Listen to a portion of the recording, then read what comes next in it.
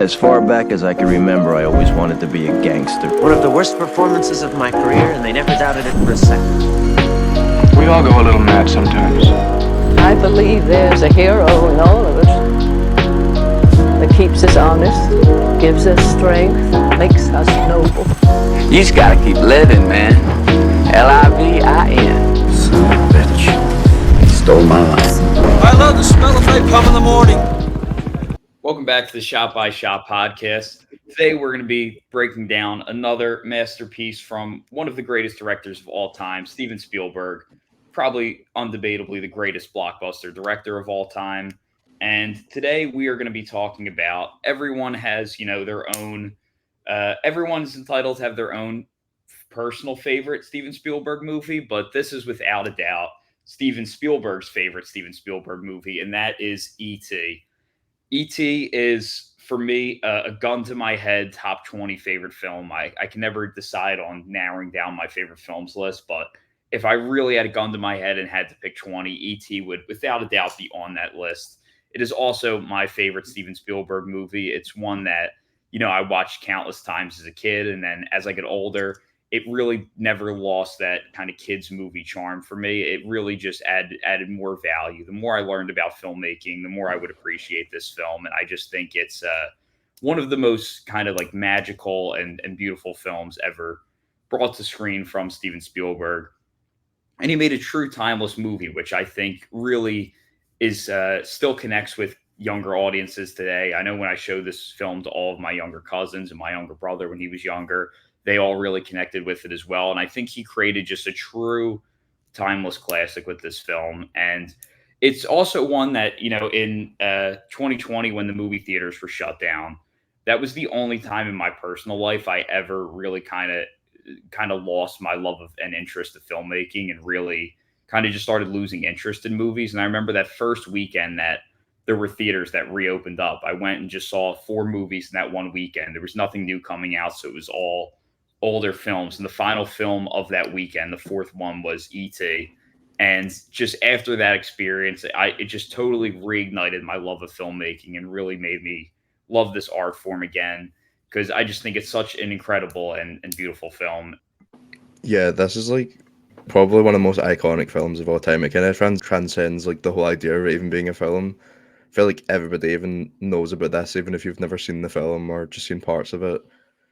It's one that I hadn't revisited in a while until recently, like last week. I don't think it's like S tier Spielberg personally, but it is definitely up there in his filmography. Top 10 at least for me, which is a compliment for Spielberg's incredible filmography. And it kind of definitely is one that's kind of stood the test of time, like you're saying. It's in part, I feel like Spielberg's kind of predicted it like his baby, like you're saying, this is like his favorite film, and he's never allowed it to become that like franchise movie, like a few of his other films have really. And he really wanted to kind of like keep it contained in that kind of experience as a standalone theater experience, like a childhood memory almost. It was all about the theatrical experience for this one, which it pretty much like was like one of the big first like kind of blockbuster films going into those like that like 80s run that's just insane from Spielberg. This movie ran like over a year in theaters. He even fought even after it went out to not even let it go to physical because he just wanted people to have that like old school like him going seeing like 50s movies. Like it's just that like one theatrical experience in your mind. So like it didn't even come out in physical until like, the end of the 80s. And it was, I think it's like top 5 all time like grossing if you account for inflation still. So it's like incredibly successful. I think it was the highest grossing until he beat it with Jurassic Park. So it really goes to show just that insane run that Spielberg had in the 80s. Like I feel like people also know like he's like the stuff that he's directed, but like he has done some of the greatest and most iconic films of all time, like even just producing them, like The Goonies, Back to the Future, Gremlins, Poltergeist, which he made simultaneously with this, like which is almost like a complete contrast in it with like the Suburbia, but it's like the nightmarish side of it, which he pretty much, it's rumored that he directed that. He kind of took over from Toby Hooper. It's not confirmed. But yeah, just that like 80s run that he had is just insane, and his whole mark in cinema as a whole is really properly defined by this like start of the run in the 80s, and it really started him off to be like one of the greatest filmmakers of all time, I think. So yeah, E.T. It's not my favorite like top Spielberg, but it's like too iconic to like not love. It had been it'd been a fair while since I've seen it as well. I hadn't logged on Letterboxd before. I can't actually remember the last time I saw it. I still like this film. I think it's definitely not what it once was for me. I think it still has its fair amount of charm. For me, it just sits a bit lower down in my Spielberg ranking. I just think it's a perfectly solid and good, fine film, and nothing more than that. Honestly, yeah, I don't know. Some parts I just didn't sit right, and it didn't kind of fully connect this time around. And wasn't really feeling that much. I think the score is pretty great, but it's just kind of one of those scores that works well with the film, but you just don't, outside of the film, you just kind of forget about it, and it's like good while it's watching it, but I hadn't. It's not the one that's kind of iconic, or I'm always listening to, like Alex was saying. But yeah, for me, I still think it's a good film.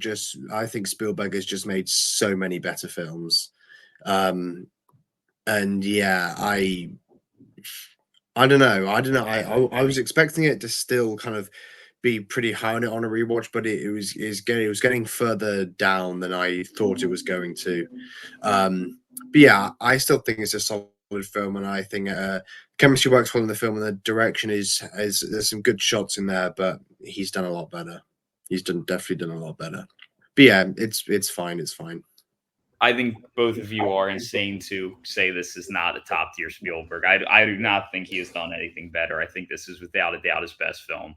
But I'm going to take a guess and say that both of you have not seen it in theaters. I was gonna say that I don't think you've seen a Spielberg film if you haven't seen it in theaters. Almost. I totally agree. Maybe. I totally. From my experience, they've been completely different experiences once you see them in a theater. Yeah, 100%. And I'll say that. So it was last summer or the year before. I think it was last summer. They did an IMAX re-release of this film, and everyone I saw the film with agreed. Like they came out of it saying, like, "Wow, that's like the best Steven Spielberg score. This is like one of the best movies." And just everyone's reactions were so much like it's so much better than I remember it being. So I can understand that if you haven't seen it in theaters, why you might not hold this as highly, because I think one of the biggest things that gets lost in the at-home experience is the immersive quality of the music, and the way the music just captivates your entire landscape and becomes like a hypnotic effect. I think is such an important part of seeing films in a theater, especially if you get to see it in IMAX, where the speakers are even more immersive. And I think this is a film that relies so heavy on the storytelling techniques that are ideal for the theater, like picture and sound and the synchronization. Whereas like it's very much not a dialogue film, and those tend to have better translation to TV. So I can understand why with not seeing this in the theater, it might not be as high on your list. But I think when you get that theatrical experience of this film, it's really like just such an incredible experience, with so much that coming from John Williams' score. There's just so much heart to the film. I think the real strength of the film is just the amount of heart and care that Steven Spielberg put into this. With a film that's really about divorce, when you break it down, Spielberg coming off of Close Encounters, we had done 2 other films since then, but after Close Encounters, he thought about doing a film where instead of the human leaving, the alien gets left behind and stays. And then he merged that with this idea of wanting to do a film about divorce in suburbia, like he experienced growing up. So it really, he combined these 2 ideas he was very passionate about to create E.T. And he says, as a filmmaker, you shouldn't fall in love with your own film, but he absolutely did with this one. And, I also, had divorced parents, was raised by a single mother. So there was a lot that I personally connected with this film as a kid. And it's just definitely one of those that's always really stayed with me. But in addition to Steven Spielberg, it's the highlight of his collaboration with his most important collaborator, John Williams, where, I think this is easily their best collaboration together because it's not an underscore. The music's not here to heighten the film. The music is really the language of this film. And E.T. and Elliot don't have an intellectual connection like you would see from most other filmmakers. It's really this empathetic, emotional connection. And pretty much all of that is conveyed through John Williams' music. And I just think that it might not be his score that everyone throws the album on and listens to as much as something like a Raiders of the Lost Ark. But I think just the synchronization between music and picture in this film is so perfect and really does drive the entire story. And so much of the storytelling is left just to the music, which I love so very much about it. Like I said, it's a film that's not very dialogue heavy. This film goes a really long time before we hear a single character speak. And so much of it is just purely the pictures and the music, but also not only do we not really hear characters speak until later in the film, it goes a while before we even see a face of a character. And Spielberg really is someone who nothing's rushed in his films, and especially this one. It's not like, even though he's a blockbuster director and will be grouped in with like his films get grouped in with, like the MCU or other franchise movies today. They're really very different. And a big part of that is how Spielberg is a very patient filmmaker. And he really knows how to introduce his characters to you. And he really doesn't rush them and holds out on those reveals of the faces. And there's just so much obstruction in this film. Like from the very first shots in the opening, like we're looking through the bushes, or there's just always a sense of obstruction at a lot of times, or whether it's the backlight so we can't see the faces, or the lights going into the camera, so that kind of obstructs our vision. He really uses a lot of obstruction to create curiosity and build anticipation for these face reveals of the characters. Also, as always, we see his kind of off-screen filmmaking and his use of inanimate objects to tell the story. I know we talked about this when we did an episode on Jurassic Park. And he really, I think a lot of this comes from Spielberg's childhood of just making films as a kid, where as a kid, you don't always have access to like actors and stuff like that. And you have to rely on the favors of your family and friends who get bored quickly. So because of that, I think he learned at a young age to be very resourceful and storytelling through inanimate objects and images where people are not present in the frame to tell the story, and use off-screen filmmaking. And it really comes across in all of his films, definitely this one for sure. We see a lot of that kind of off-screen filmmaking. And there's a good, aside from like the special effects and stuff like that, there's a lot of this film that really is, I think, comes from those early Spielberg movies when he was a kid, where a lot of this could essentially be made by a kid Elliot's age. And he also keeps the camera at Elliot's eye level for the whole film to really immerse us in the child perspective. And even things like those really nice, like street level camera shots where we're looking at a hill and people come over the hill. Like that's totally, even though it's a beautiful shot, it's still something that's very achievable by a 8-year-old director. All you have to do is put the camera on the street. He grew up in a suburbia with hills like that, and also really brings his sense of place for suburbia in this film. I like films that have a sense of place, and Spielberg has such a sense for suburbia, which really comes across in this film. And also, he knows how to use nature. He uses like all different animal sound effects throughout the film, whether it's, for example, the dolly zoom shot where the government's coming up to, like approaching, tracking down where ET is, and he uses like the sound of a hawk as like a predator kind of looking from above, like ready to attack. So he really knows how to use animal sound effects very well and use nature. Of course, he's one of the best filmmakers ever at using the sun and placing the sun in the frame. This is some of his best work of using the sun for sure here, with so many incredible lighting shots naturally. And yeah, there's also very few side characters. There's not a lot of, it's really just isolated to the immediate family and how ET kind of brings them closer together, along with the we see his brother's friends as well. But aside from them, there really are not many characters who get a face. Characters kind of have to earn a face in the film. And the way kind of like the Peanuts, we are held out on the government's faces. And once again, that inanimate object filmmaking of the characters just defined by his ring of keys until we eventually get the face reveal in Act 3. But by then, even though E.T. is the non-human character, we trust and connect with E.T. so much more because by the time we see the faces of the government characters, we've heard E.T. speak, we've seen E.T.'s face, and we've just spent so much time with him with heightening with music. Whereas the government characters, we haven't seen their face, we don't hear them speak, so they're more of like a threatening presence in the film. And yeah, I just think Spielberg is just truly one of the best visual storytellers to work in blockbuster filmmaking ever. Yeah, the whole kind of like no adults thing is really unique to this film. It's kind of like an 80s thing, I suppose. That's probably started that. I mean, that's something you don't really see anymore. Like the feeling where it's like there's no adults and it's just these kids on like this mission. And like you said, that the guy with the keys. I mean, that's literally what his name is, with like something with like guy with the keys or something like that.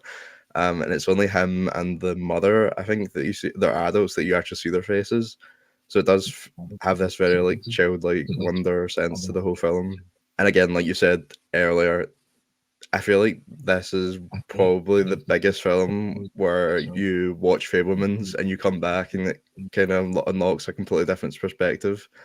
And Spielberg's actually talked about this on quite length in documentaries and stuff, so it's not just making it up. But like you said earlier, it really is about that kind of like divorce of the parents, and like there's the fathers in like Mexico with his girlfriend and stuff, and it's really that like isolation of the child making this new special friend in E.T. And like helping him deal with the most like trauma of his parents' divorce. And it's probably the one that's so like the most obvious out of these films, even though I think a lot of them have those aspects. There's even homages to like John Wayne and John Ford with like the kiss scene, where it's contrasting between E.T. and like watching on the TV, and him kissing Elliot kissing the girl at school. There's a lot of different stuff from like Spielberg's own childhood going into this. So it's really different to like look back on it after getting that kind of perspective of it almost being biographical about Spielberg's childhood. So yeah, it's a really interesting side to it that I didn't know about because I completely forgot about most of this film. Pretty much all I had in my head was the scene when they take over the house with all the lab stuff, and then or the Halloween scene when they go out, and then obviously there's the bike and the flying. That's like the main scenes that I had in my head before I rewatched this last week. So there was a lot of stuff that I didn't know about. For me, I just remember this film used to scare me when I was younger. Just the and it's down to pretty good filmmaking. Is that the scene where he first meets E.T., the scene in like the long grass where he's like moving forward? That used to really scare me when I was younger. I think the opening of the film is great. I like the kind of low kind of grass shots as we're kind of moving through. I think all the night sequences of the film look incredible. The lighting is really great. Yeah, those night sequences just look incredible. And I don't know, there's just something character-wise didn't just hit this time for me. I think the direction is still there and it's still really strong. I think Alex might have managed it, but there's kind of this, I think it's a dolly zoom, and the camera's kind of moving back, and then all of a sudden you've got kind of all these construction workers moving in front of it. And I really like the blocking in that shot, and I think that's one of Spielberg's greatest strengths is blocking. But yeah, the characters this time, I don't know what it was, just wasn't really feeling the connection, but I still think that's a good amount of charm to it. But yeah, I think the direction is really great, and I still vividly remember that opening sequence where he meets E.T. That's kind of the one that sticks in my head for me, more than anything else. You mentioned the blocking, and I will say I don't think it's his most intricately blocked film. Like blocking is definitely the defining quality of Spielberg movies. I don't think he gets as kind of fancy with his blocking in this film. I think it's a lot more straightforward there. So I'll say that's one filmmaking area where I don't think Spielberg shines in terms of using that tool as much as he does in some other films.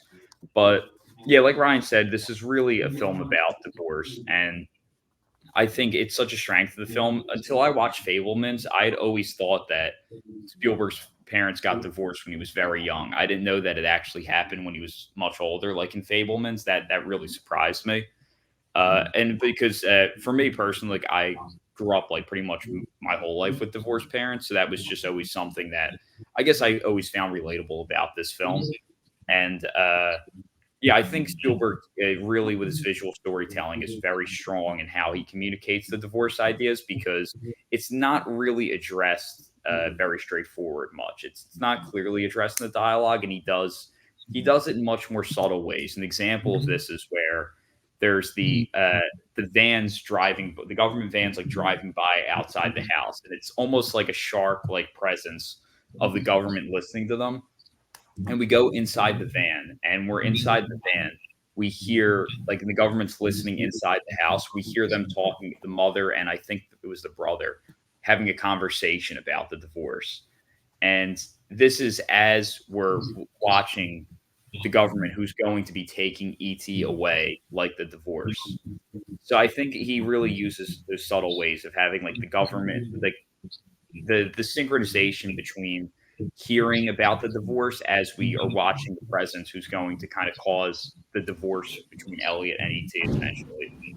And I think, divorce is clearly something that's a big part of not all Spielberg's films, but most of them. I think it's one of his most defining qualities as a director. And I think that's a big part of why this film is so personal to him. And I think just one of the biggest strengths of his storytelling here is, like I mentioned before, just the synchronization.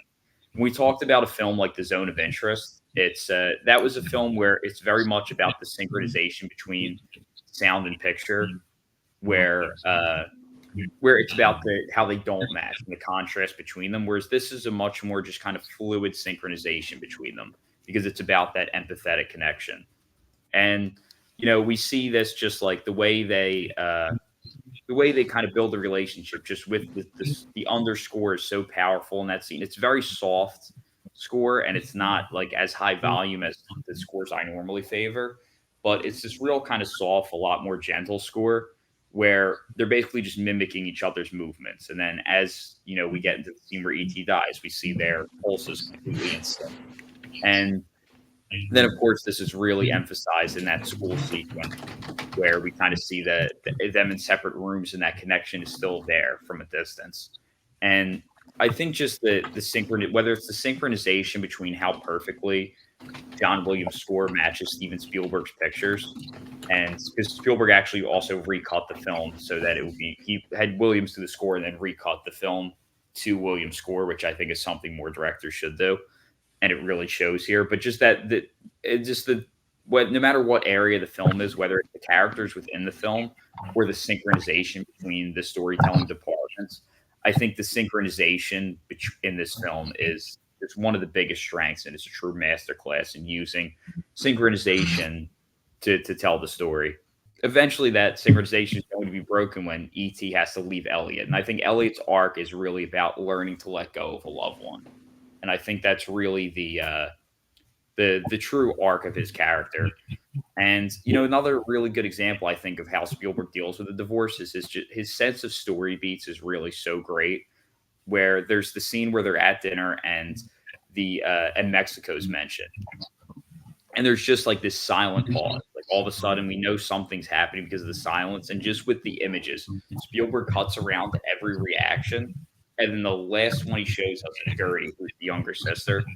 And it's just perfectly edited to that sequence to kind of just heighten the fact that like she doesn't know yet, and just dealing with the effects of the divorce. And also I want to say the mother is one of the most underrated performances. She feels like such a worrying mother. Like she really does feel like it doesn't feel like an over the top or forced performance ever. Like she just really does feel like an actual worries a lot single mother. So I think she gives a performance that doesn't get near enough credit.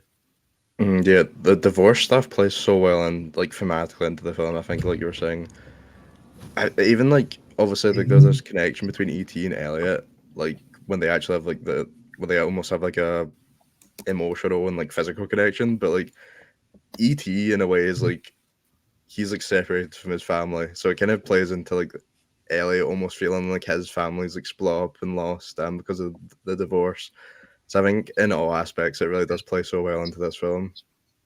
And like you were saying, what all I could think of like throughout the film is just how reliant on the score this is, to pretty much express any emotion in the film, that it's relying on John Williams' score.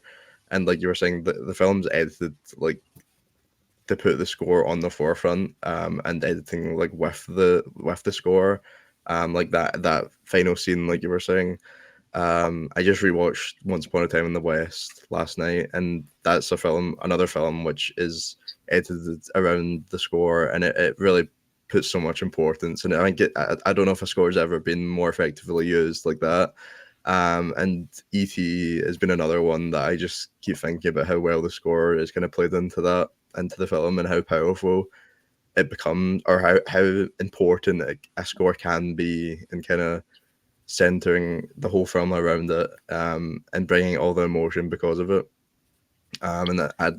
Was this John Williams' first Oscar for score? I think possibly, or not? Indiana Jones before it. He had to have probably. won for Star Wars, I Oh, think. Jaws as well. Yeah, no, Jaws, it'd right. be one of his many Oscar wins. But very, very deservedly led to another one for this one.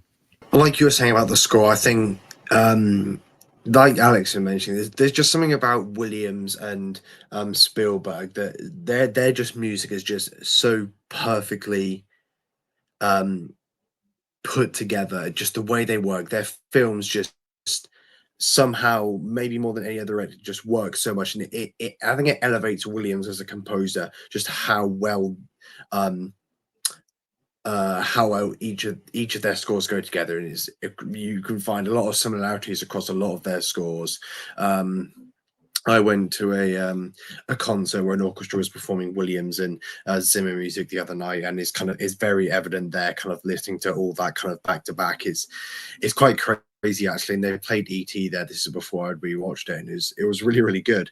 But yeah, it's just crazy how well they play off each other, and I do feel that time after time, you just see Williams elevating scene after scene, even though this isn't one of his most memorable scores.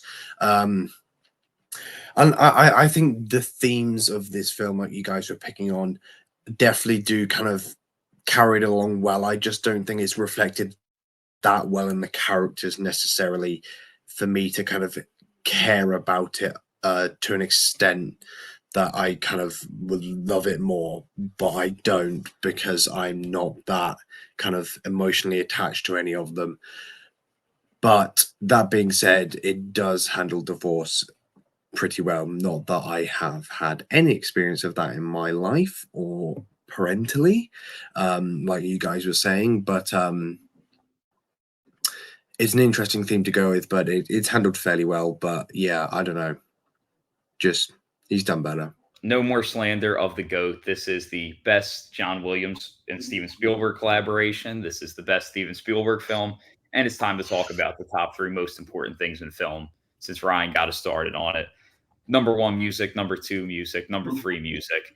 And this film really just lets the music drive the entire film. And it's, like I said, it's not an underscore. It's the music really takes the forefront of the film. Like Ryan talked about Once Upon a Time in the West, that kind of Leone and Morricone style of just letting the music drive your film, because music really is the emotional script of the film.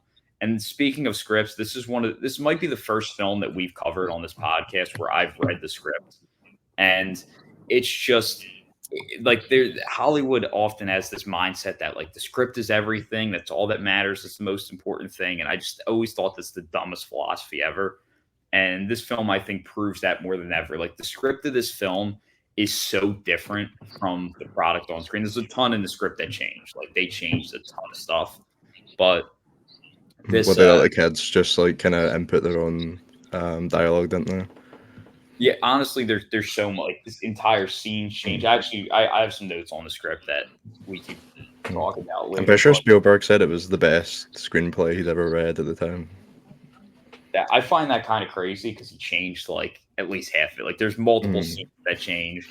There's multiple like it's not just dialogue, like legitimate scenes change a ton. It's very different. And I actually think that so much of the strength of the film doesn't come across in the script. Like the scene where the first flying scene where they fly over the moon, like you can't write anything in words that can describe that can make you feel that experience. Nothing you read on a page can make you feel what John Williams music makes you feel, and along with the image that Steven Spielberg created there, like there's just nothing in words that create like the goodbye between Elliot and ET. Like it's so much shorter in the script, and it's just there's just so much less emotional power than just those that holding of the face with John Williams music between the two of them. It's just music is the emotional script of the film, and it really does communicate and make you hypnotically feel things that you can't with that. Not even just dialogue, just words on a page, whether it's description, could never make you feel. And like I said, the music's telling the entire story. It is the connection between the two characters which drives the film.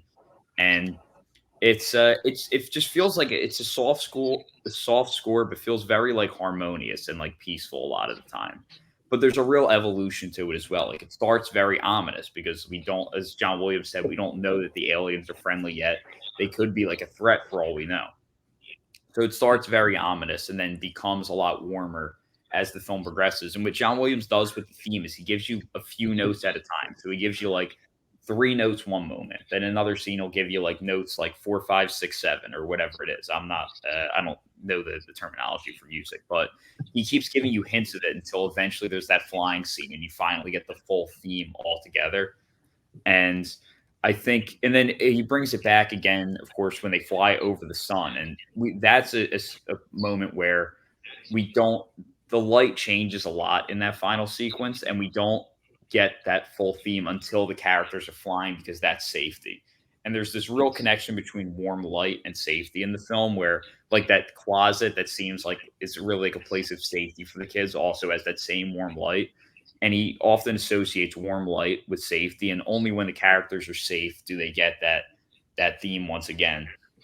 But the way he kind of sprinkles the hints of the theme throughout it is another just genius tool from John Williams. And Spielberg said they didn't need to have a lot of conversations. Williams just loved the film so much that he kind of was able to do a lot of it on its own. He didn't really need a lot of conversations with Spielberg, and Spielberg is just a smart enough director to kind of let John drive the language of the film.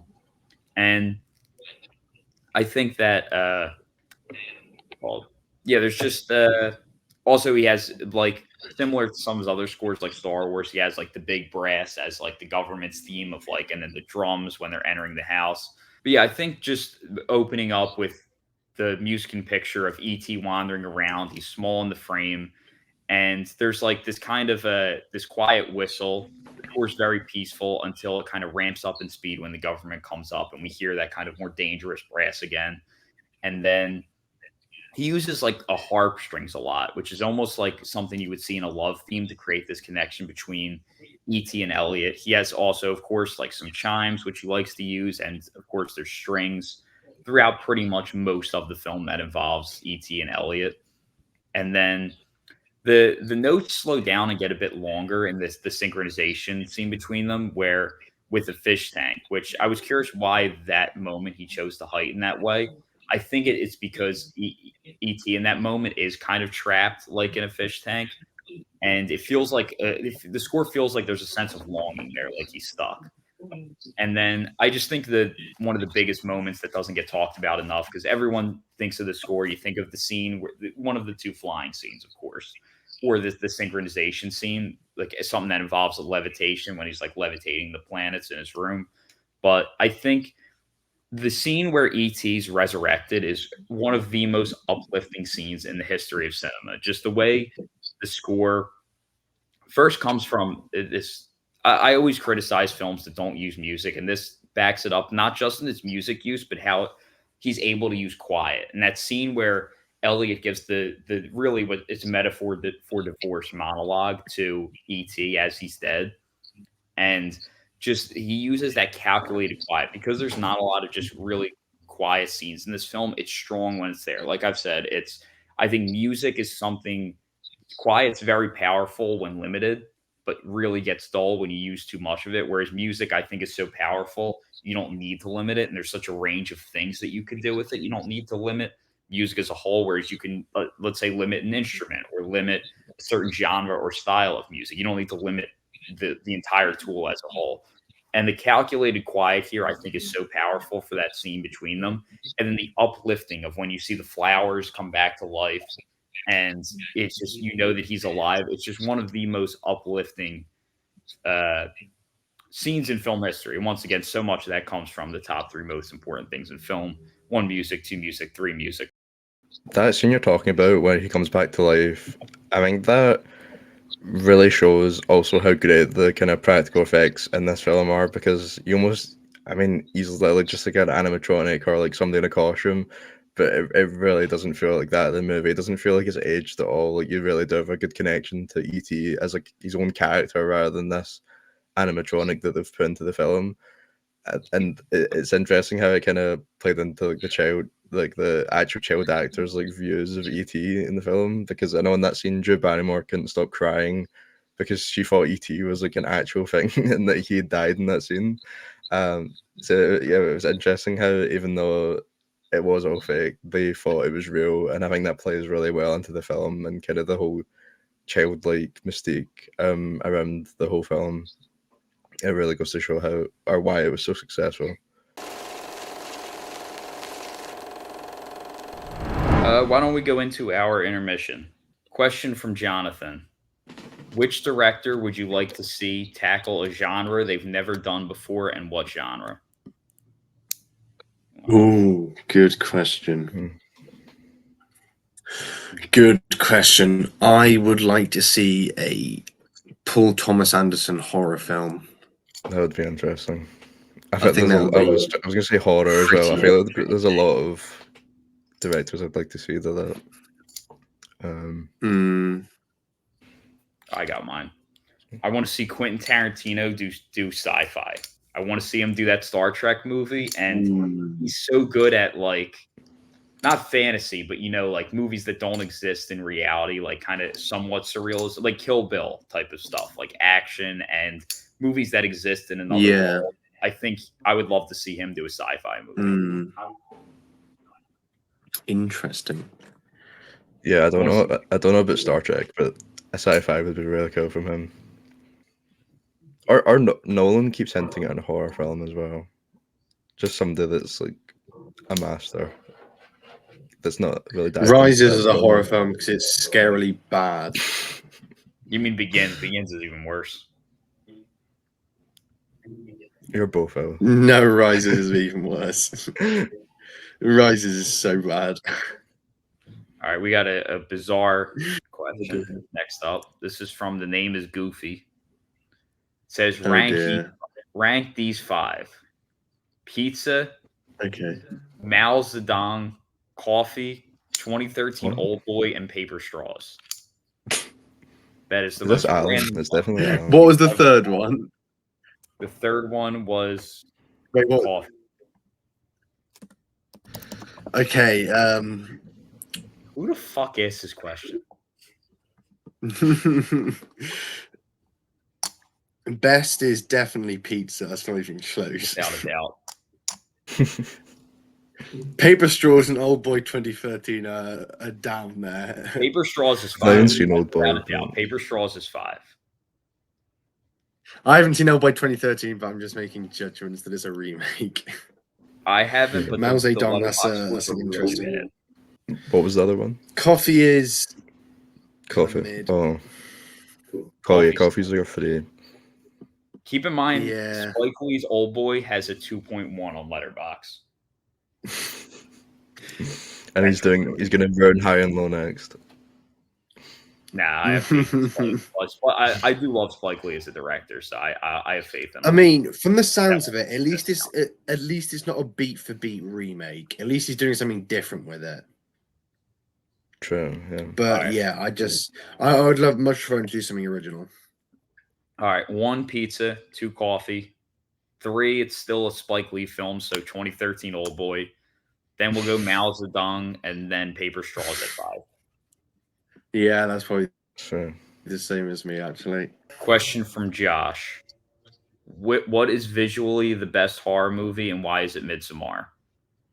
And he might be spitting. Midsommar is nowhere near the visually the yeah, best one. he said That is Midsommar was number criminal. one, and he was arguing with Oscar. What was the best horror movie?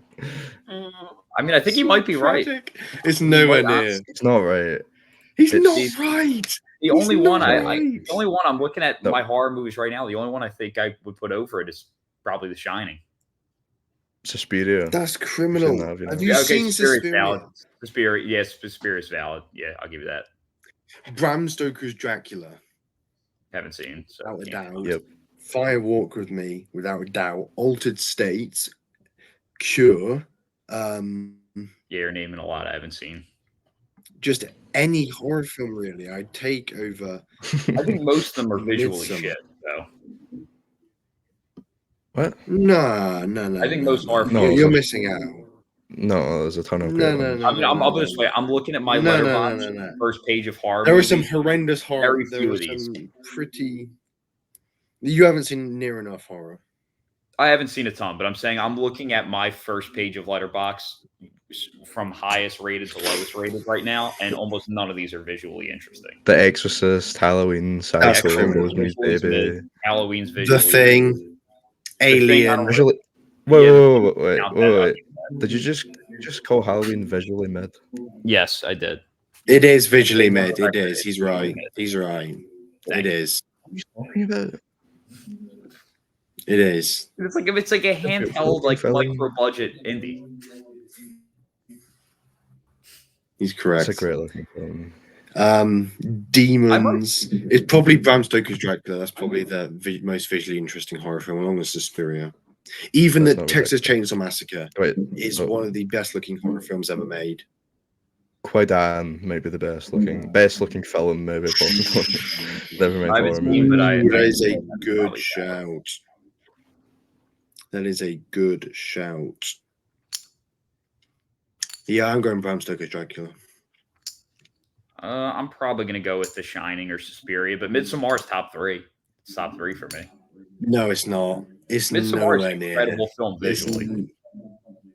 Mm, That Its is great. precision is like it's a good film. It's nothing special. It's fine. it's a 5-star film. No, it's not a 5-star film. It's a 3.5-star film. That That's is ridiculous. a terrible take. Beau's Afraid is better in every department. Yeah, that's not crazy. If it wasn't for the third act, it would be undebatable. But Beau's Afraid does have that weak third act. It's the only thing that drags it down. Like it's a really weak third Good act. third act. It's Do a you think great the third third act's act. good with the mother? Yes, Yeah, the attic scene maybe was better than not to Middle love. If all right. Next question from Jacob. Yeah, Midsommar he's got mid in his name for a reason. All right, pivot. If someone you knew went into a went into a coma 20 years ago and woke up today, what's the first film you're showing them? So it has to be from 2000. Oh, good question. So basically, any film that I've been on Fishing for I mean, I think I know. I'm just double the checking. one film I'm showing them. Because pretty That much is a great there's question. not many 21st century films on my top 100, and most of them are from like 2000 or 01. You don't have many modern films in your top 100. I'll tell you exactly how many I have. He has Lord of the Rings I've for listed them sure. out. That doesn't count. I mean, it's a terrible pick, but Oh, it yeah, it doesn't doesn't. count. That's more than. Oh 20 yeah, it years ago. doesn't. Yeah, it doesn't. Yeah, damn it. I actually have a decent amount, but it's probably I think bad. I might go for Mad Max Fury Road. It's probably Babylon, Yeah, Once Upon a Time in Hollywood, or yeah. What's the Time in Hollywood's a good pick? maybe I'm gonna Dune. go So Mad honestly, Max Wally's Fury Road. valid. Nah, Wally. Whiplash, Once Upon a Time in Hollywood, Parasite. oh wait, actually, Spider-Man 2. 2046 is an option. Yeah. That might be the one. There Will Be Blood's also a good pick. Social Network, perhaps. Mulholland Drive. That's Nah, it 2001. doesn't count. That probably would be it, but Yeah. it also depends on the person. But he's basically, if we're just saying what's the Yeah. best film to come out since 2024, it's probably Babylon. Well, Spider-Man 2, but I will about Inland Empire, Oh, that for is sure. Would you say, Oscar? Yeah. Inland Empire, for sure. That's your pick, Inland Empire? No, You are I was Come out of a joking. coma just to be like the most confused I've joking. ever been. They're going to want to go back in the coma if I'm that's the first thing they see.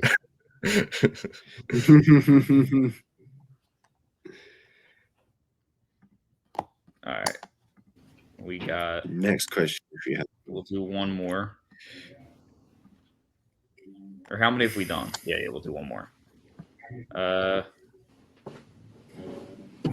Anonymous. What is an all-time classic you do not view as such?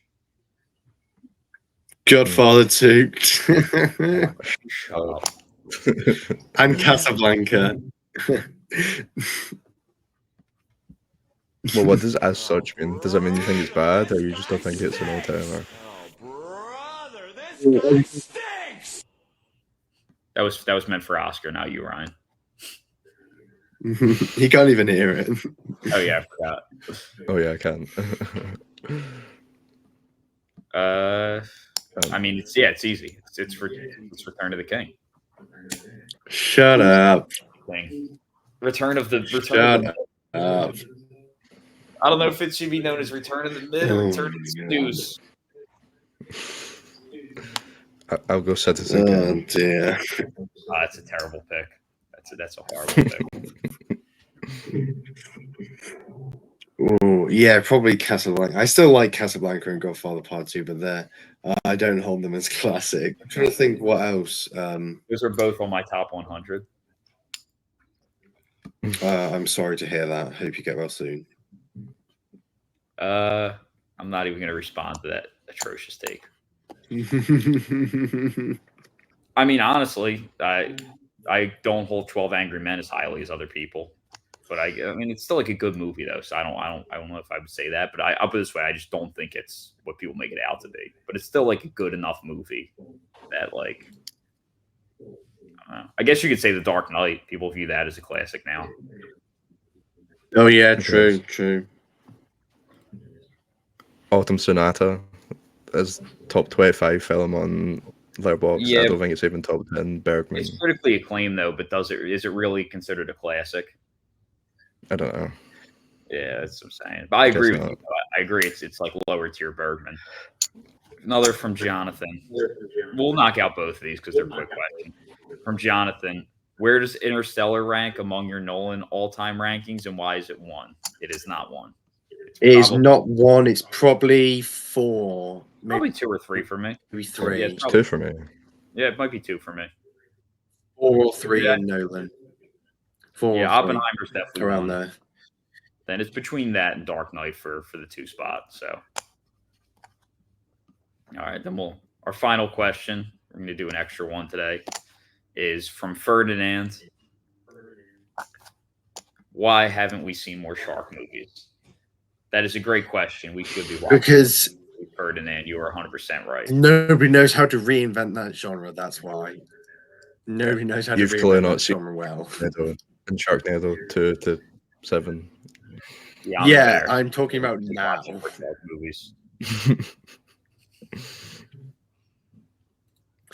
Yeah, shark movie just kind of went, and then Jaws, and then it's just that. That's it. I haven't seen a single Sharknado film. Shark Exorcist definitely deserves. I haven't hardly ever seen any shark films. All right, want to do last 5 watches now? Yeah. Yup. All right, who wants to start? I've been watching some bangers. Since when is it? I think the 11th. I'm pretty sure I checked. It's 2 weeks. Considering I don't usually do rewatches, my top 5 2 best rewatches of the past 2 weeks have been The Florida Project, which I bumped up to a 5 because that is arguably the best looking film of the 2010s. Unbelievable film, and Nora is going to be one of the best films of the year without a doubt. Maybe the best. And I finished a rewatch of the True. I finished a rewatch of the Dollars trilogy and rewatching The Good, the Bad, and the Ugly, just as good as it ever is. But my top 5, coming in at number 5 in a film that I got to see in cinemas, was Werner Herzog's Grizzly Man documentary. I'd been meaning to watch this for a while, and then it came up in the our mystery all-nighter, and it really, really incredible. No one does documentaries like he does. And I think people label documentaries as you kind of know, like you're learning things, and you are, but I think you can just push them to so many lengths. It's really incredible, and this is such an incredible kind of piece on nature and man, and it's a really deep character study. And yeah, it blew me away. It's so good. That man is like the best voice on this earth. Yeah, anyone who's ever lived. that is really, such really a great doc.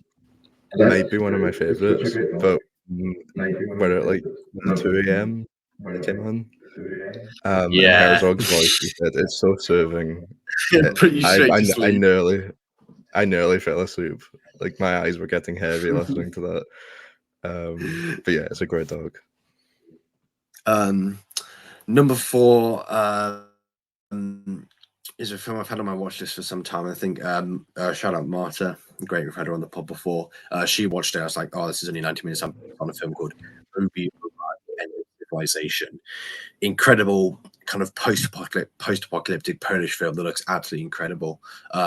Really incredible kind of blue tint to this film. The lighting looks really, really great, and it touches on kind of themes of like I said, end of civilization, but a lot of religion as well. And it's shot incredibly, and just there's kind of a bit of a visual switch up in kind of the last scene, and yeah, it's absolutely stunning film, and had a really, really incredible time with this. I absolutely loved it. Really, really did.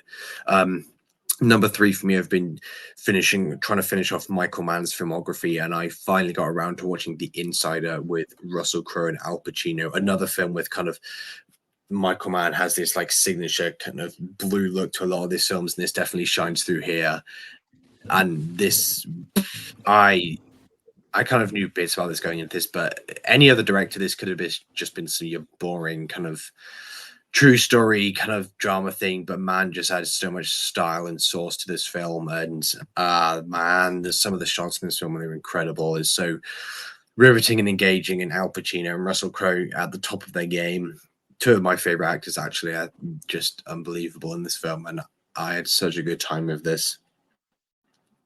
So yeah, I would absolutely recommend The Insider. Really, really great film. One of my favorite Michael Mann films. I think I have it 4th in my rankings, but he's one of the best to ever do it. So yeah, that's very complimentary. And number 2, my last two films that I've watched in the past couple of days, both from the same directors. And number 2, I have Black Narcissus, which is my first Powell and Pressburger that I've ever seen, and without a single doubt in my mind, one of the greatest looking films ever. 1947 is absolutely absurd for the way this film looks. Some of the shots you got kind of, it's crazy how this is all filmed in the studio. You got that kind of shot with kind of the bell, and it's kind of on the cliff, and it's just the greens down below, and the contrast is incredible. The lighting in this film is absolutely stunning. Some of the close-ups look so good. I just, yeah, really, I'm struggling to believe that this is made in 1947. You need to watch the Red Show. Insane. I will be probably tomorrow. But number 1, from I watched yesterday, another Powell and Pressburger, and that is A Matter of Life and Death. Just as visually insane as Black Narcissus. There's kind of the stairs to kind of the afterlife in this film, and the sequences on there is just, that was 1946, I think. And like, I say this of many filmmakers, but they just seem like time travelers. Is genuinely insane what Powell and Pressburger are doing with kind of doing with Technicolor in the 40s that just make them stood out so well. And what's his name? Jack Cardiff has to be one of the greatest cinematographers ever, and I still haven't even seen The Red Shoes never even seen two of the projects he's worked on, but the way he works with Pelham Pressburger is unbelievable. This film, the characters are kind of stand out along with the way this kind of film used visual language. The screenplay is unbelievable, and yeah, I just incredible. Just blew me away, this film, and yeah, cannot wait to watch The Red Shoes tomorrow. But yeah, those are my top 5 Matter of Life and Death. Very, very, very good film. Yeah, Ryan, if you're ready. Real quick, whenever it gets oh, crazy echo. Whenever it gets released, you definitely should check out the Scorsese documentary called Made in England, where he basically just goes through their entire filmography and like analyzes and breaks down and gives insight. I saw it at Tribeca. It was an incredibly well done documentary. I've seen Black Narcissus and Red Shoes, and it just made me so. It did get released here back in May. Oh yeah, you definitely got to check it out. Then it's a really good documentary.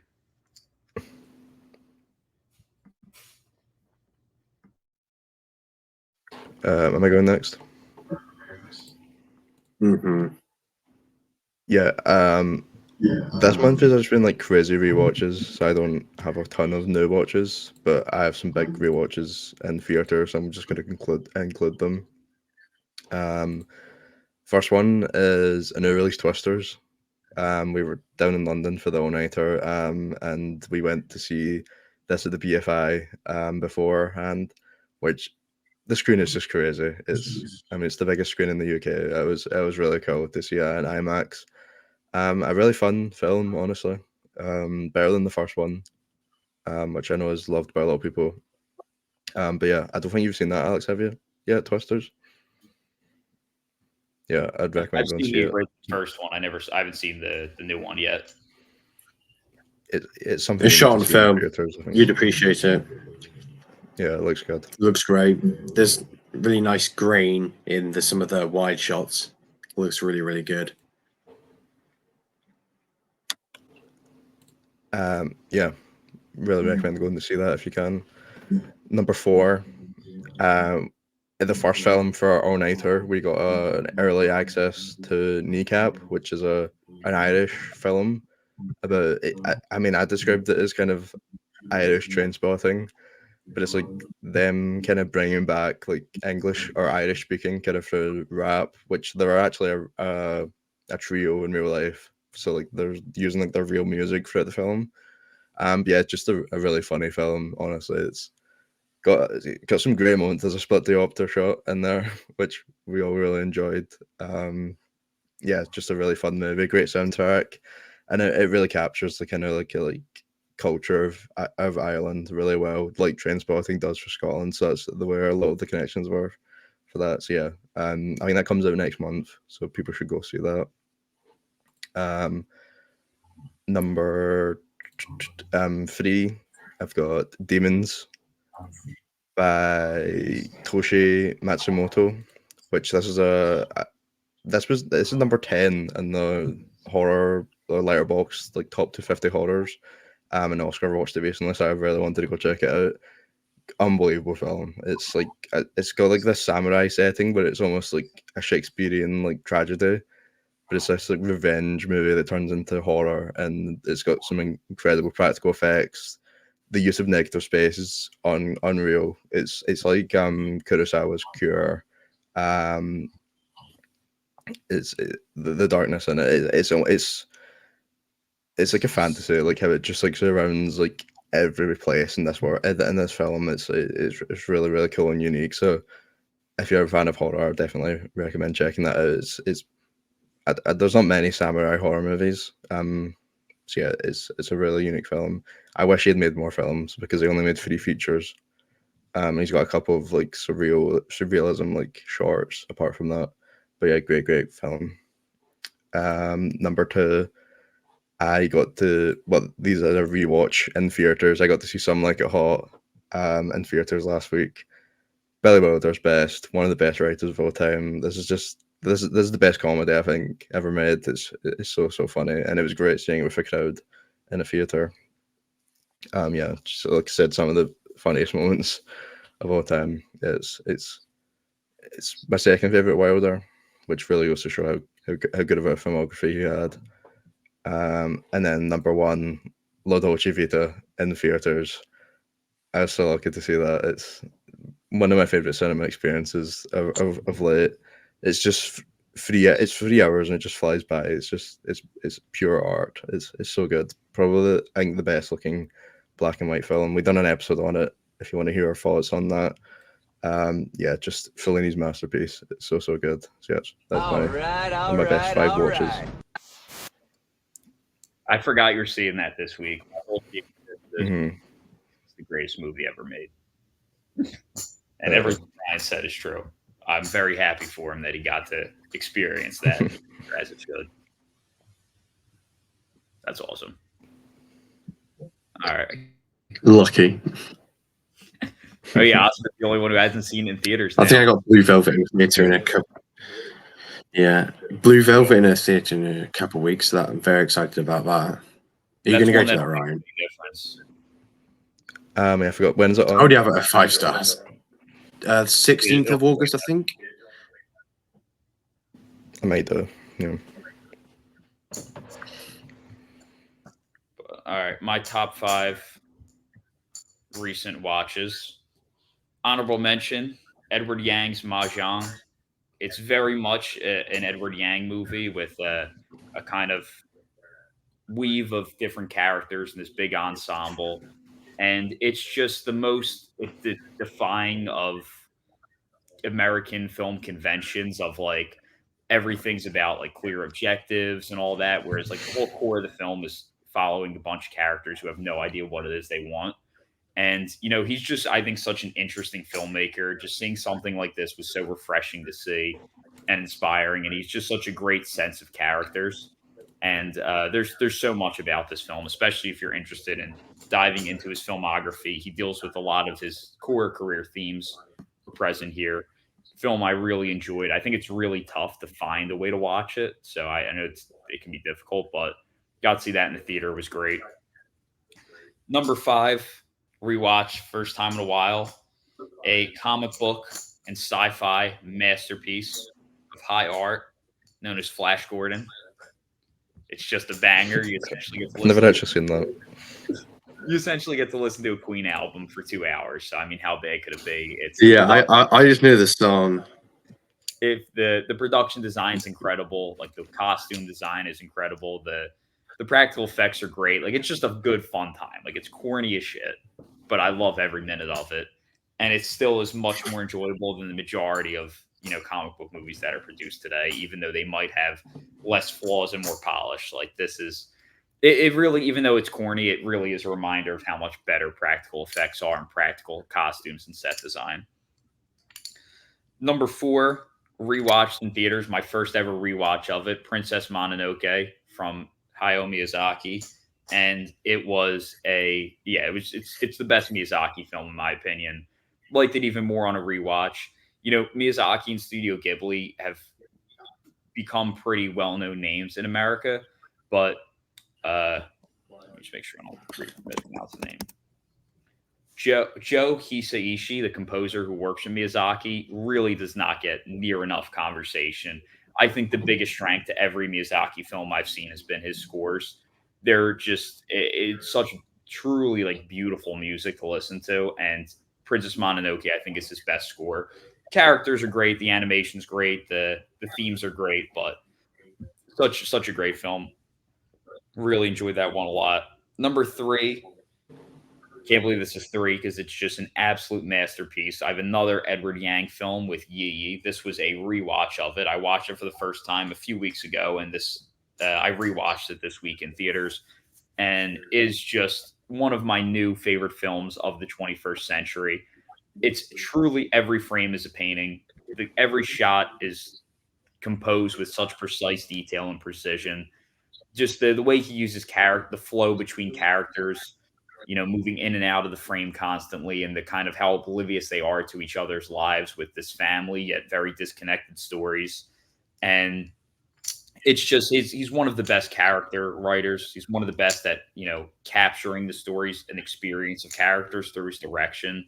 And it's rare for me to give high praise to a film without much music, and this is just one of those exceptions where he's able to pull it off. It's such an incredible film, just such a great ensemble character piece, and it's a film I highly, highly recommend. I think it's one of the greatest films I've ever seen. Number two, I don't need to say much about this film because we're covering an episode on it, which is E.T. We're talking about it this whole episode. I don't really have anything to say other than that. It is the best Spielberg film, contrary to Oscar's beliefs. Next, I have at number one spot, I have saw it last night in theaters for the first time in over a year. Still reminded me that this is still even though I've seen movies like Oppenheimer and Dune a bunch of times in theaters, since rewatching this, it reminded me that this is still easily the best film of the 21st century, Damien Chazelle's Babylon. It's one of the most perfectly crafted films.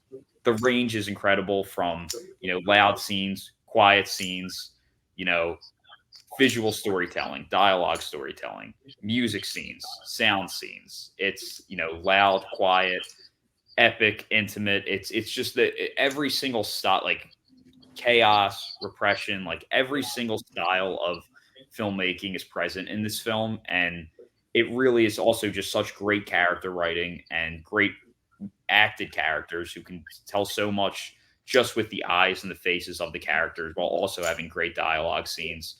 And it's just the stylistic evolution of it. It's a perfect film. It's the best film of Damien Chazelle's already very impressive filmography. That is my number one of my top 5 recent watches. Spitting. Easily the best of the decade. Thank you. How are you getting a re-release, by It's the way? one of the best of the I'm on that. decades. What's up? Why did you get a re-release of it?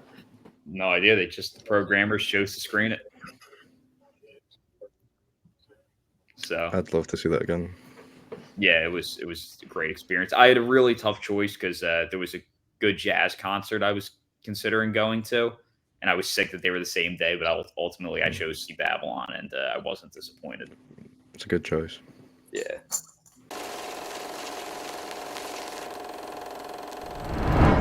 But let's get back into talking about E.T.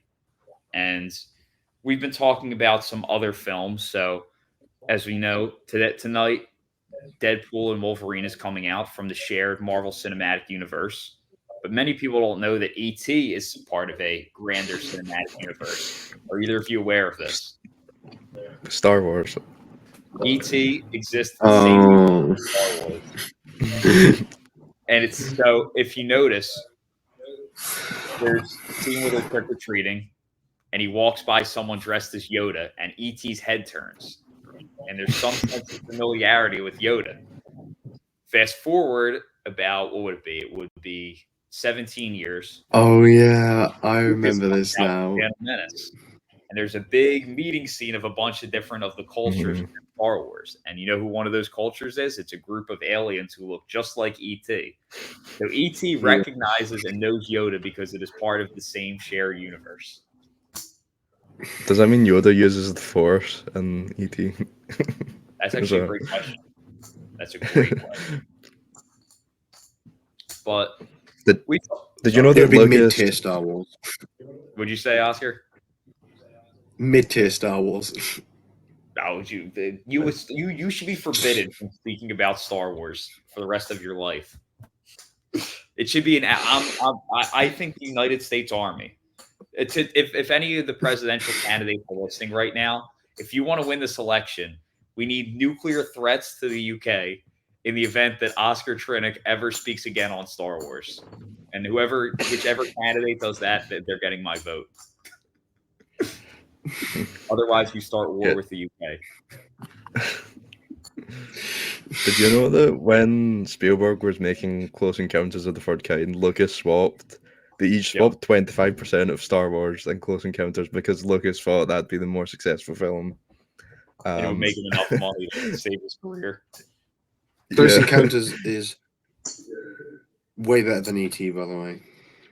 That is just nonsense. and I'm gonna pretend he didn't say That that. is so true. It's way Close better. Encounters is like mid-tier Spielberg. It's a E.T. very is mid-tier Spielberg, probably lower tier Spielberg. All right, can Actually, we take Oscar off this podcast? Yeah. Spielberg is washed anyway. So He just No, came out with one of the just made best two films of the bangers. decade. What are you talking about? And before that, he had Fabelmans is a pretty great film. But before that, just look at his run. It's pretty West West Side Side Story Story was is a a good good film. film. Ready Player One was a good I've film. not seen West Side Story. Ready Player One is pretty solid. Warhorse is pretty terrible. BFG is I've seen pretty it. terrible. I mean, he does have What some else has he misses, made? He's just nowhere near what he used to be. He was washed in the 2010s, but he's back. He's back at his best. He's back. He's back on his A game. I can't wait for the new UFO movie. The goat is not washed. He's not washed. He's pretty washed. But let's, I guess, get into. We've been talking a lot about the filmmaking and the music. I think it's a good time to talk a little bit about the story. And there are a lot of, like I said, this is one of the only films we've covered where I've read the script, and the script is so different from the final product of the film. One thing that I noticed is that there is, like, especially modern scripts, a lot of times there'll be just straight dialogue, which I think is horrible, but they always tell you not to describe shots. Don't describe, lighting or set design or wardrobe or any of that. Just stick to dialogue and on-screen action and then occasionally sounds. This script goes into detail describing sound, describes music at times, describes wardrobe, hair and makeup, set design in detail. There's a lot of detail in the script about the lighting, and even shots and camera moves are described frequently and in detail, which is really interesting. But yeah, a couple changes. E.T.'s a lot more destructive in the script, like in terms of like if anyone's seen Bumblebee, the way like Bumblebee destroys the whole house just out of like cluelessness.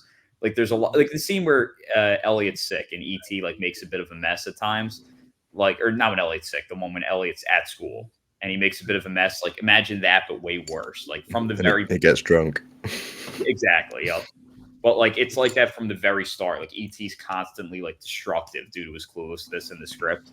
I think that was a good change. The scene where they're mirroring each other and they have that first connection, the siblings are already around in the script when that happens. The sound of the keys are heard much more often in the script. And the first 11, this is an interesting change, but I think it's for the better. So when Elliot lets the frogs go, there's a scene in the principal's office in the script, and that's the first scene where we see Elliot E.T. from the house levitates Elliot in the principal's office, and that's the first levitation scene. I think that's a great change to cut that out because that would have been what we got. I think is much more rewarding. This is interesting. The finger light of E.T. in the script is pink. It's pink light rather than like the red orange. So I think that's another interesting one. Like I said, just a lot of this, just no words can capture the magic of what Spielberg and Williams did. Also, the scene where where Elliot tells E.T. that he loves him while he's dead, that happens after E.T. resurrects in the script. Another thing I think was a good change. And there's a final scene in the script where they're all playing, Elliot and Mike, the brother, and the friends are all playing board games again. And like they get like a message from ET on that thing that you type that he uses to send the message. There's that final scene. I also think that would have kind of lost some punch to it. I think it's much stronger the way they ended it in the film. I think one real strength of the film also is just the relatability and why it's such a great kids movie. It's just how relatable it is to being a kid, even though pretty much every kid doesn't experience like having an alien friend. I think there's so much about it that's relatable to being a kid. Like just from the very start when E.T. gets led away from the other aliens, it's like a child. It's his imagination and curiosity that leads him away.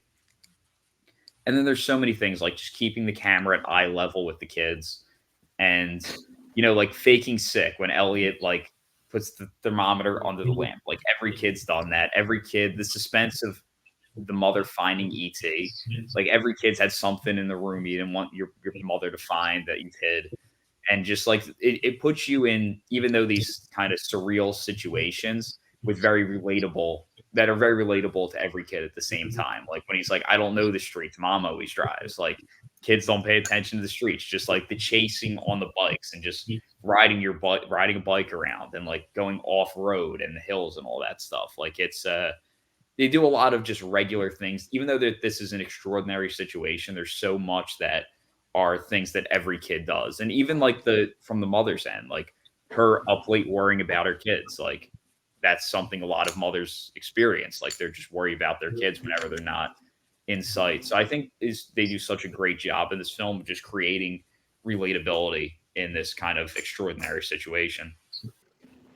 Yeah, rewatching this, I completely forgot like most of like the last act. I've been finding that a lot with films. It's always the last act, apart from the flying scene, I guess. The CGI is quite funny. Obviously, it's quite dated in that sense, so I can give it a pass. But it is quite funny. It still works quite well, I think. Where's there even Yeah. CGI? No, wait, no, It's not not CGI. CGI, The but- green screen. Oh, you mean the Green VFX? screen. Got it. Yep.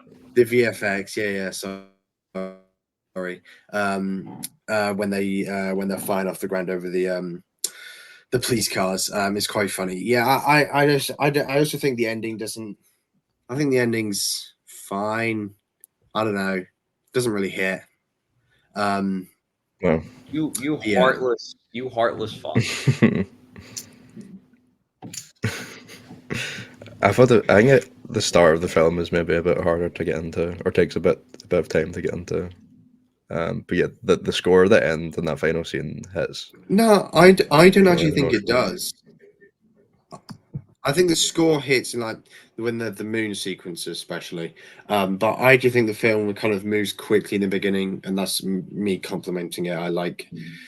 I prefer that necessarily. I think it works better for this film. But yeah, just I don't know. The ending, like when like the government comes in, that's the parts I always remembered.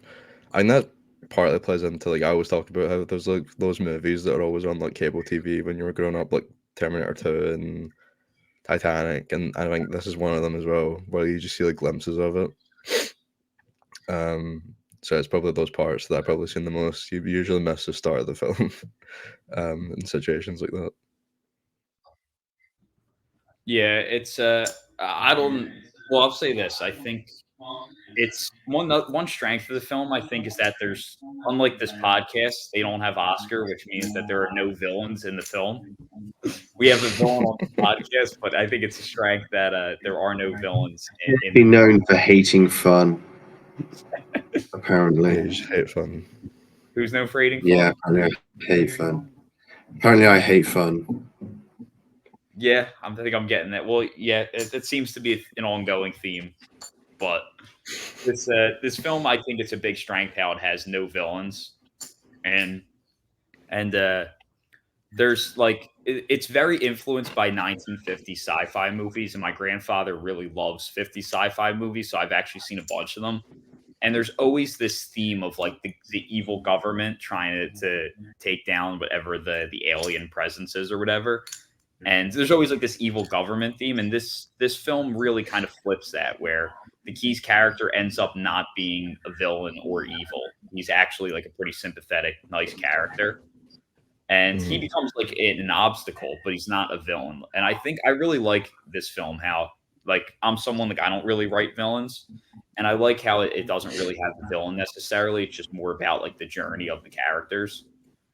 And yeah, I think it's also a very bittersweet ending for a Spielberg film. Like, it's not really a happily ever after film. Like, there's definitely a bittersweet quality to it, which I think is really strong in the way, just without much words, just like the John Williams score and the stairs, and then the way as that ramp comes up, it visually creates the separation between E.T. and Elliot. I think is just such a strong ending. The way he just lets the faces and the music really carry it. For me, it hits every single time. So I think it's a very powerful ending. And yeah, I mean, I just think Spielberg's one of the best storytellers, and I think this is his greatest achievement in storytelling. kind of has an obsession with aliens. Um, I mean, Close Encounters, this, Indiana Jones 4, AI has a bit of aliens. Like, there's a lot of different films he's done where he's Indiana included them in. Jones 4 might be better than ET. You know, I do actually think Kingdom of the Crystal is a pretty. I'll never do another episode with you again. Kingdom of the Crystal Skull is pretty overhated. It is overrated. Kingdom of the Crystal Skull is better than Temple of Doom. Everyone listening at home, I need need you to hit the subscribe and like button right now out of sympathy for me and Ryan. Look what we have to deal with. Look what me and Ryan are dealing with. Look what we are sacrificing for all you listening at home. The least you could do is give us a like and a subscribe. I mean, I'd rather rewatch Kingdom of the Crystal Skull and ET. Ryan, is there a way we can just mute Oscar for the rest of the podcast? Better score. Oh my god. Give a shout out to the cinematographer, Alan Davio. I apologize for mispronouncing that name. Such an underrated cinematographer. I think that this film is one of the best shot films of the 80s for sure. And I don't think it gets near enough credit for its cinematography and its use of lighting. He's made a couple films of Spielberg in the 80s. He also shot The Color Purple and The Empire of the Sun for him. And yeah, I just think the lighting and the backlight and cinematography here is truly some of the best in Spielberg's career. And I wanted to break down some of the shots and the brilliance of them, but unfortunately that's not working. Also, a couple quick shout outs to people who worked on the film. Melissa Matheson wrote the script. She also worked on Big Friendly Giant, which Oscar's not a fan of. I haven't seen it. And she did Condon. It's his worst film. I haven't seen it. But, I have a feeling about that though. She died before the film ended. I hope that there was a studio change that changed the second half of that film. There's no way she could write something that bad. Damn. Shots fired. I haven't seen the film, but you're really not selling me on it. No, it's his worst film. The film was edited by Carol Littleton, who also edited Body Heat for Brian De Palma, The Big Chill, and the remake of The Manchurian Candidate with Denzel Washington. Like I said, the cinematography is incredible, and such a big strength of that is the lighting done by James Lynette, who also did lighting for all of the Oceans trilogy, Braveheart, Magnolia from Paul Thomas Anderson, Young Frankenstein, and the 2011 Best Picture winner, The Artist. The lighting here is truly incredible with really strong light streams like Spielberg lights, strong backlights, and he likes to just use really strong lights that create really nice, noticeable light streams. The supervising sound editor was Charles L. Campbell, who also worked on Back to the Future, The Breakfast Club, When Harry Met Sally. He did the entire Back to the Future trilogy, actually. It's a very impressive resume. He did The Little Mermaid, Willy Wonka and the Chocolate Factory, Who Framed Roger Rabbit, The Lost Boys, Terrence Malick's Days of Heaven, also worked on The Rocketeer, John Landis's Trading Places, and then a couple other Spielberg films such as Catch Me If You Can, Schindler's List, and Hook, and The Terminal. Oh, and also Sorcerer from William Friedkin. So that's a crazy filmography. That is a crazy stacked resume. I believe he was the sound designer then, since I don't see another name listed as that. So, very impressive work. Awards. What did it win? Was nominated for Best Picture, Best Director, Best Screenplay, Best Score, Best Cinematography, Best Editing, Best Sound Effect Editing. Oh, Ben Bird also worked on this film. For those of you who don't know, Ben Bird is one of the most accomplished sound designers in the history of film, who was really pioneered sound with Star Wars and has just an insanely stacked resume. Ben Bird is probably the greatest sound designer of all time. And what else did it work? So it was nominated for all those, and along with Best Visual Effects. It won Best Visual Effects, Best Sound Effects Editing, and Best Score from John Williams. Does anyone have any wrap-up thoughts on E.T., the greatest Steven Spielberg film? It's a classic. Lies, lies, and lies.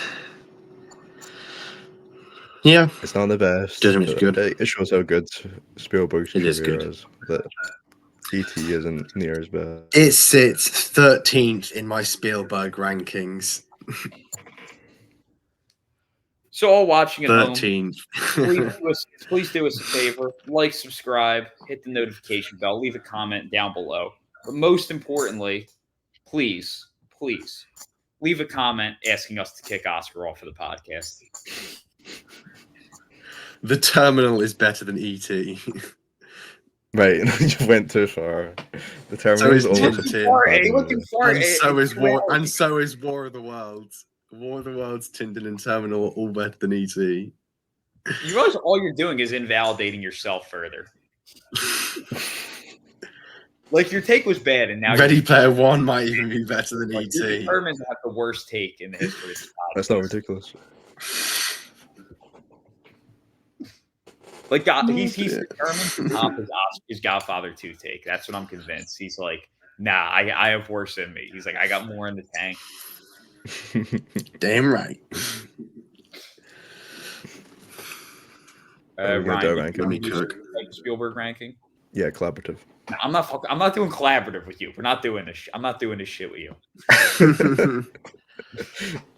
If I do collaborative ranking with you, I'm definitely gonna end up throwing my computer out the window. All right, let's give him some entertainment or vomit fuel. So let's do this fucking ranking. It's Alex's first, then Oscar, then me. All right, hold up. Let me pull up my Spielberg ranking, which is not as awful as Oscar's. Alex gets number 1. Oh. But number 2 is the real number 1. Damn it. True. I guess. I'm just going to save mine. All right. Number 10.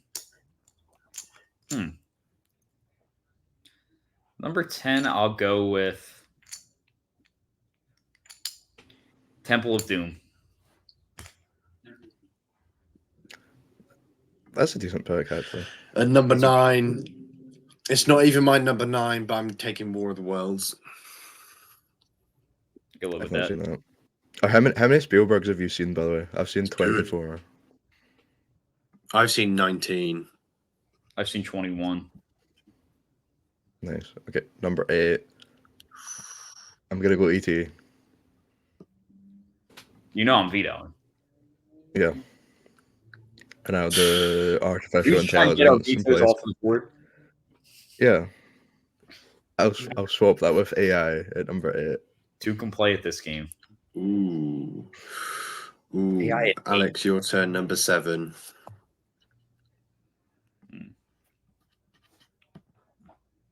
Number 7. I don't want to take another just be all Indiana Jones films, so I'll take Catch Me If You Can. I don't like that. Pig. Poor pig. I don't like that either. I'd have it higher on my list, but I feel like it's not going to get picked, so I'm taking Last Crusade at number 6. I thought about taking I'd have it at number 3. I feel like it's not going to get picked. I have it in that range, so that's fine with me. Ryan, Was that number 5. 6? Number 5. That is 6. Yeah. I'll take Saving Private Ryan. Nowhere near. Criminal. Where do you have it? It's 8th, I think. So I'm taking 5. Alex, So that number was 4. You're 5. Yeah, you're taking 4.